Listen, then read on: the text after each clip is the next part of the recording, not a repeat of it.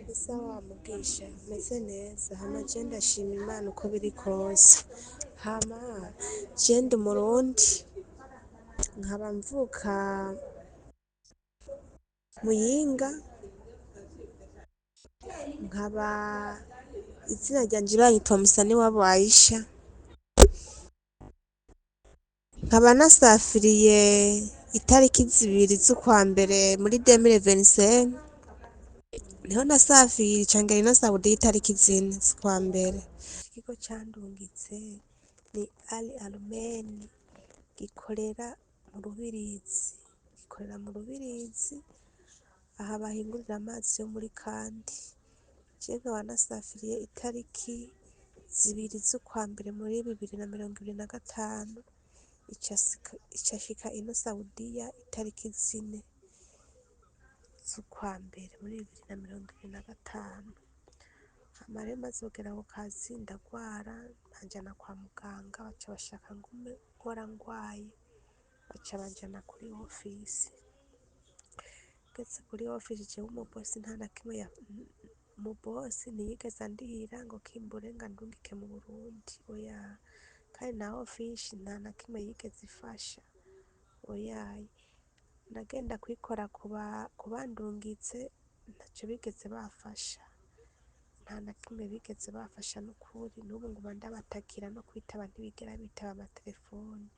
Narababwiye banyishurize n'amafaranga yanje, ndababwira ko narishe itike, umwanya umwe bakambwira ngo reka telefone ofisi tubabaze, ngategereza igisubizo nkakibura. Nukuri niyo mpamvu nshimye guca kuri wowe urabe ico ufashije, kuko wafashije benshi, naje ndi muri bamwe bakubaha kandi bazi imico n'imigenzo yawe ko ufasha abarundi benshi. Nukuri wofasha woba ukoze cane, Imana yogushimira caho ngeze. Numva nananiwe ntanga amafaranga y'itike muri safari banduke ngo ngende ukubite finga ndayiheza, nategereje iyo tike nabuze, nukuri numva vyacanze. Murabe ico mufasha muba mukoze. Ndabaramukije inshuti zanje, uyu mwumvise ni umurundikazi, murakomeza mwumve ibijanye n'ingorane afise mu kanya. Yitwa Musaniwabo Aisha. Musaniwabo Aisha ni umurundi kazi avuka mu ntara ya Muyinga. Ubu ari muri Arabia Saudite, yasafirishijwe n'ikigo bita Al Almen Recruitment Limited kisafirisha abantu muri Arabia Saudite. Kino kigo kuva kimurungitseyo hari mu kwezi, yagiye muri Saudiya itariki zibiri z'ukwezi kwa mbere umwaka w'ibihumbi 2025, yashitseyo itariki zine z'ukwa mbere 2025 ashatangira akazi. Ingorane afise yaragwaye, nkuko agira avyivugire ngaha nyene, amaze kugwara umukoresha wiwe yaramujanye ku kigo yashikiyeko, ofisi yamwakiriye. Hanyuma nabo baragerageje kumukuraho bamujana ahandi mu nzira yo kumufasha gutaha, mugabo ingorane yahuye nazo ni ingorane zidasanzwe. Reka duhere akigera muri Arabiya twumve ingorane yahuye nazo gushika uyu munsi aho ariko aratabaza asaba itike yo gutaha. Igitangaje, amafaranga y'itike y'indege we nyene yarayitangiye, mugabo barase kumucura. None uyu azotabagwa nande? Aya n'amakosa akomeye cane. Niho nasafiriye ca ngenda ino Saudiya itariki zine z'ukwa mbere, hama maze kugera ku mubosi naragwaye, maze kugwara baca banjana kwa muganga, barantera amaserumu, bashikanye muhira baca bashaka ngume nkora ngwaye, ca ndabankira ati sinshobora gukora ngwaye, baca banjana kuri ofisi. Kuri ofisi ica ndahicara amezi abiri ndayicaye, numva fise ka mitende, ko bo baguma batubwira ngo dutange amafaranga y'itike atanayo dufise. maze kubona afise ka mitende nca ndababwira bampigira uyundi mu boss, baca bampigira uyundi mu boss, nca ndagenda ku kazi k'uwo mu boss nca ndahamara amezi 4, naho nyene nca ndagwara, maze kugwara uwo mu boss aca anjana kuri office, anjanye kuri office barasinya yuko nyene ari gutaha kubera ngwaye. Ico bakoze basavye amafaranga y'itike,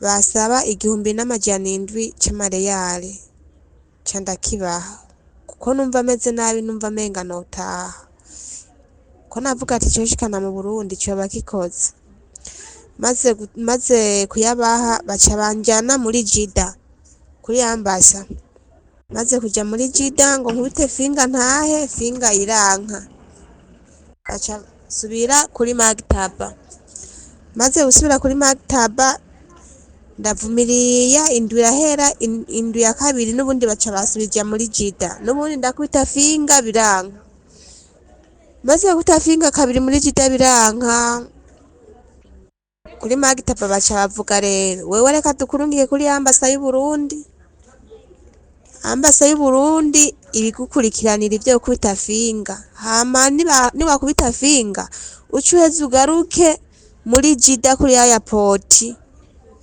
duce dugutaburiza itike utahe. Jewe naciye nza, baciye bafatira ibisi ndaza ino Riyade kuri ambasa kwa ba Joel, ndababwira ukuntu bimeze, baca banzana hano kuri Sakana, banzanye kuri Sakana ndakubita finga birakunda, maze gukubita finga saa sita z'ijoro mbona baraje kuntora, baje kuntora mbona bashikije ahantu hari menga ni office imeze nk'inzu abasafira bashikiramwo, naharaye kabiri, maze kuharara kabiri jewe nagira nkumbura ati nkeka baje kuntora kugira baba baje kuntora kugira ntahe, nagize guti ndaharaye kabiri aho hantu mbona n'ubundi baje kuntora, nca mbona bangarukanye ngaha aha nyene kuri Sakana, banzanye kuri Sakana ndababwira ukuntu bimeze, kubera nyene ukuntu usanga batazi n'icarabu neza, baca bambwira hano kuri Sakana ngo inshallah ngo mu minsi ngo 3 ngo uzoba ngo watashe. Nukuri nategereje yuko ntaha nabuze, nategereje ico ambasada yofasha nk'abarundi nabuze, ikibazo bari bafise kuri office nariko yari iyo finga, amafaranga yanje ari kuri office, iyo finga bitwaza yarakunze narayikubise, none kuri Sakana ngira ndahamare indwi 2, kuri office nari ndahicaye ukwezi n'igice, nategereje yuko barasoma abandi mu bataha, ariko jewe bakaheba bakanasoma n'abadafise ama passport, ariko jewe mfise passport ntibigere basoma. Nukuri Mugisha, je nukuri naba numva watabaye abantu benshi, nukuri nanje untabarize nukuri, jewe ko ndaciye mu bigeragezo ino Saudiya, ndaciye mu bigeragezo nukuri, ibaze kuba notanga n'amafaranga yiwanje, mugabo iyo finga bitwaza nkayikubita bikarangira vyase nuko ndanataha nukuri, kandi mfise na passport. Nukuri je nashaka ufashe nk'umuvyeyi wama utabara abantu benshi. Mwavyumvise ko afise ingorane zitandukanye, amafaranga yaratanze mwavyumvise, yarakubise yarateye igikumu kugira ngo aroswe visa de sortie, ni kuvuga baronke visa imukura muri Arabie taha mu Burundi, mugabo n'ubu ntiyakiri. Ikintu ariko ndabona neza ni kubera iki ariyo none, ko mwumva amafaranga yatanze kandi noneho murumva ko atashe kubera ko yagize ikibazo cyo kurwara. Iyo bamaze gufata iyi ngingo rero kenshi ikintu cyama gitevye abantu muri Arabia Saudite ni ko bataronse itike y'indege, mugabo amafaranga yatanze.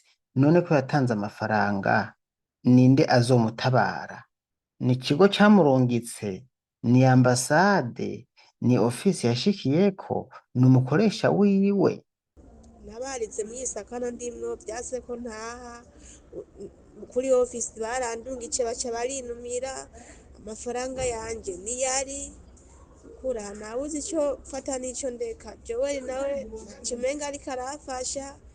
Joel namutabajije iminsi myinshi nta na kimwe mbona ariko arafasha no kuri kw'Imana no kuri mugisha je fasha kweri aha sinkifungura aha ndarandarira niyumvira ibihe bigoye nagiye ndacamwo ino Saudiya nkatanga n'amafaranga yanje kugira ndabe ko notaha bikarangira vyase bagasoma abandi je nkiyumviriza nkibura bakanasoma n'abadafise pasiporo kandi je ndayifise ariko bikanga.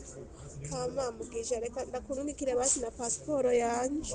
Kino kintu mucumve neza, amafaranga yarayitangiye. Uwavuga ati hano imbere akomeza avuga ati none nta kuntu bobwira basi ofisi nashikiye ko mvuye ku mubose, hanyuma ajya amafaranga nasizeho bayatabure mu itike y'indege bayirungike ngaha, hanyuma ntahe mu Burundi.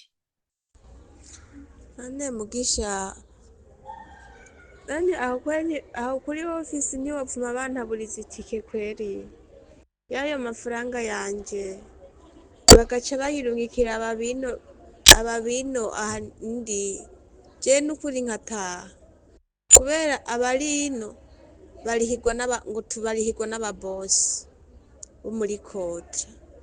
None mu gihe umubosi atari karandihira basi akana karorero je nkaba nasize amafaranga kuri ofisi kandi aribo bambwiye yuko arayitike, bambwira yuko ngiye kubita fingi ice subira inyuma ngo bace bantaburiza itike.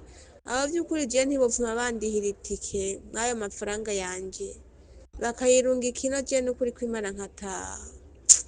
Sha mugisha n'ukuri raba ico ufasha jaha narushe abavyeyi banje ntibakirya haraheze n'ukwezi bazi ko napfuye ntavuga ntagira iki je numva narushe mugisha nukuri numva narushe. Ahubwo rero je reka ndanakurungikire n'inomero za ofisi navuyeko je numva narushe n'ukuri kw'Imana. Icakoze abarundikazi bari muri Arabia Saudite barahohoterwa. Je nk'uyumvuze ko ari guhohoterwa sinobara mbeshe. Murumva iyo mu masezerano bafise y'akazi, iyo umuntu agwaye baramucura. Uwo yaragwaye mugabo wewe yaragerageje kugira ngo arabe ko yoregerariza ibisabwa kandi murumva ko yabikoze. Mugabo urumva ko n'ubundi atatashe, none mvuze ko ari guhohoterwa noba mbeshe. Iki kibazo n'ejo nageze kucumva bakibaza umukuru w'igihugu Perezida Evariste Ndayishimiye, bavuga ku bijanye na Saudiya. Ni ikiganiro mbere nzobasangiza ngaha mu kumva ukuntu umukuru w'igihugu yishuye. Burya ibi bintu byanyu birugaye gose kandi ikibazo cokemuka mugabo abo bikemuye ntibavyitaho. Kandi rero turasaba yuko uyu mushiki wacu wewe arengana, ubwo murumva ko itike yarayitanze kandi nkuko mubibona no mu masanamu yaragwaye, bidasigura ko ataba yarorohewe canke kwanza yanabivuze yarigeze kworoherwa. Amaze kworoherwa we nyene aca arasaba gusubira ku kazi, murumva ko yashaka akazi, hanyuma akazi barakamujanako mugabo nyuma vyongera biranga. Ntimwumva ko nk'umuntu nk'uwaba yanagerageje kugoragoza n'ivyo ni kuvyisunga mu gufasha umuntu kugira ngo atahe. Twebwe dusabe rero ababijejwe ko bomufasha, kuko nibatamufasha bazoba bariko baramuhohotera kandi ntibishobora kugarukira ngaha, kuko tuzobikurikirana gushika tubonye yuko atashe. Nshimira abantu rero muhora mudufasha, n'abandi namwe mugiye kudufasha muri kino kiganiro. Nyuma yo kumva kino kiganiro mudufasha kugira ngo uyu mushiki wacu aronke itike yisubirire mu Burundi mu muryango wiwe, aze kwivuza atekaniwe. Murakoze. Kino kibazo kandi ndagifata mu ntoke sinzokirekura ntabonye ko atashe mu by'ukuri. Ibintu birambabaza je cane.